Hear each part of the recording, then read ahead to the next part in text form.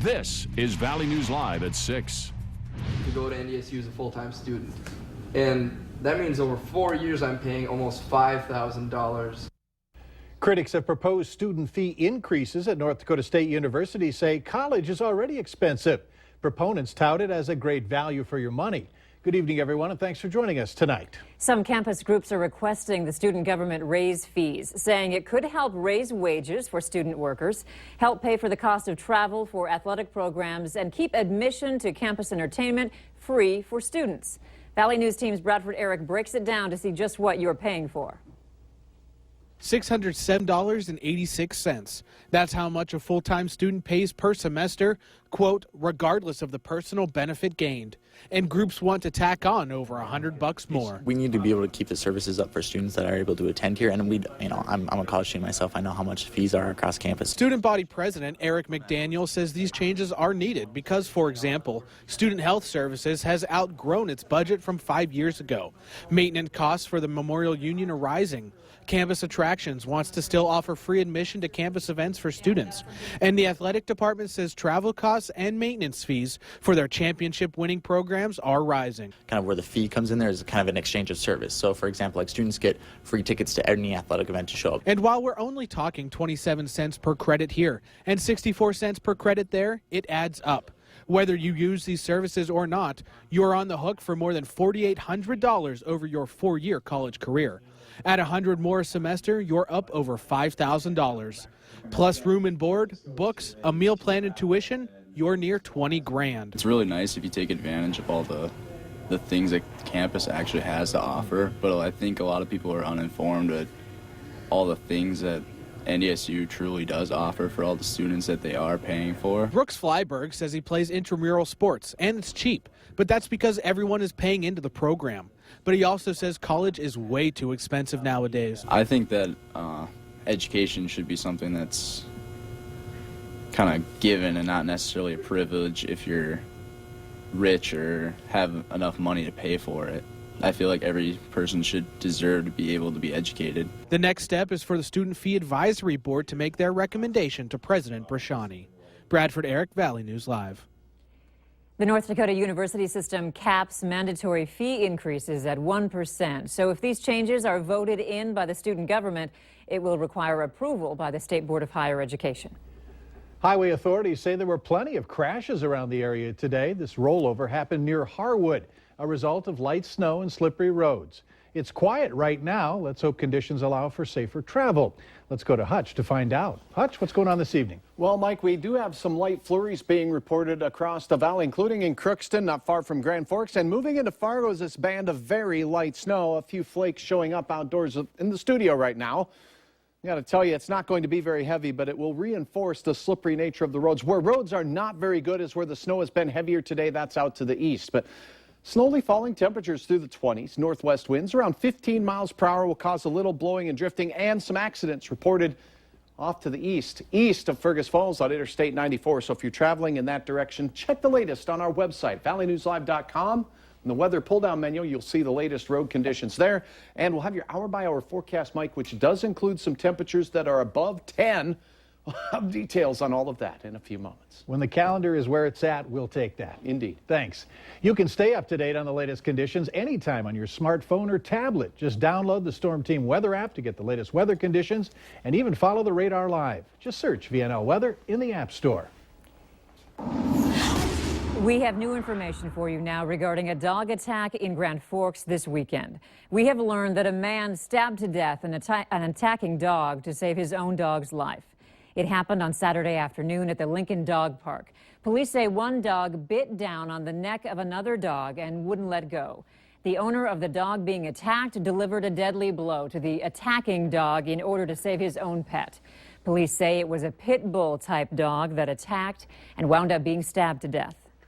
The owner of the dog that was being attacked tried to separate the two dogs. He ended up getting bit pretty significantly as well. And then at that point, the victim took out a knife and stabbed the dog. Police say the unidentified man left the scene with his dead dog on an ATV. Now they want to identify him and that dog in order to see if the man who was bitten needs to undergo rabies shots. If you have any information, you're asked to contact police. The man who fell from a busy South Side Street bridge from onto Interstate 94 last week has died. Police say 28-year-old Cody Catamus died yesterday. The circumstances surrounding this incident are still under investigation. Police say Catamus was seen walking in the area of 45th Street and I-94. Catamus was not hit by traffic. More than $400 has been raised so far on Catamus's GoFundMe page for the family. The family of an East Grand Forks man who died after a Christmas Day Crookston bar fight is protesting for the second day in a row outside the Justice Center in Crookston. As we first showed you yesterday, the family and friends of John Henry Torres say they're not receiving justice because he was Hispanic. Torres died of a brain injury following a fight outside the bar. 3 white suspects have been questioned in the case, but no one has been arrested. Police and the prosecutor's office are not commenting. Here's a comment that's heard often from parents. Child care is difficult to find and the costs continue to rise. The average cost for child care is around $10,000 per child a year, according to childcareaware.org. Valley News Team's Nicole Johnson went to a local preschool and shows us why costs are high and why it's so hard to get in. The ones that are good have waiting lists really long. It's a seemingly never-ending process for Kay Heydrich. She's the director at Trinity Lutheran Preschool and has to turn down families all the time trying to get childcare. Almost daily, and it's really, really hard. Currently, there was a Moorhead site that is closing, and so that is, phone calls daily. Phone calls daily. Most people apply for toddler care when their infant is born, and there are people on the waiting list for 2017. Heydrich says more people are working, including grandparents who traditionally could take care of children. Times are changing. Times are really changing. We're finding that people stay in the field longer than they used to. Even programs.